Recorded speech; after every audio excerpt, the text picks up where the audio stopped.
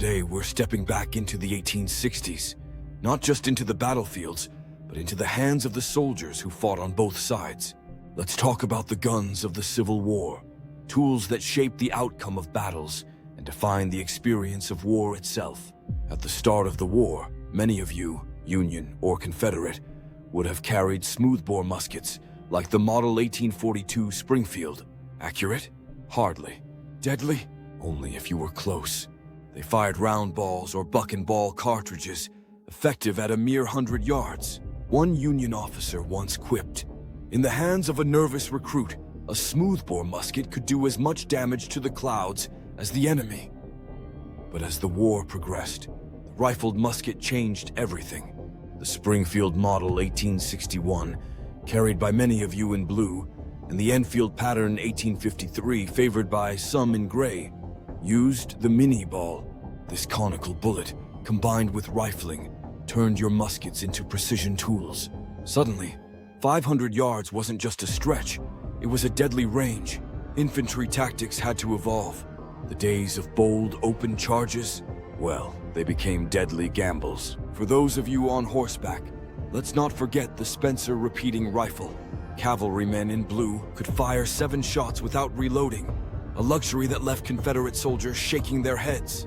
One Confederate soldier reportedly said, "Yankees loaded their rifles on Sunday and fired all week."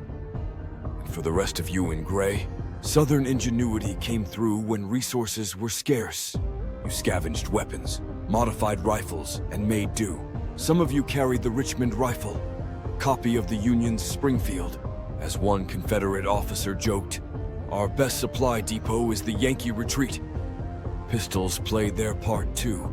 Union officers trusted their Colt Army Model 1860, while Confederate officers often carried homegrown versions like the Griswold and Gunnison revolver.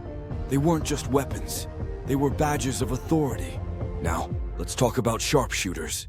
A few of you might be lucky, or unlucky, enough to wield the Whitworth rifle, a British-made precision weapon that could hit a target over 1,000 yards away. Imagine the terror of hearing a sniper's shot from so far away you couldn't see him. And then there were the innovations.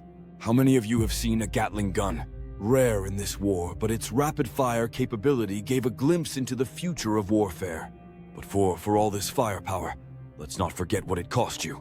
Rifled muskets and mini-balls didn't just wound, they shattered bones, turning a soldier's best chance for survival into an amputation. As Confederate General Robert E. Lee once reflected after Fredericksburg, "It is well that war is so terrible, lest we grow too fond of it." So, whether you stand here today in blue or gray, remember this: these weapons were more than tools. They were innovations born of necessity, desperation, and ingenuity. They were symbols of a divided nation, and reminders of the costs of that division. The guns of the Civil War didn't just change battles, they changed history. And they leave us with this question: how do we honor the past while learning from it? That, my friends, is a legacy worth discussing.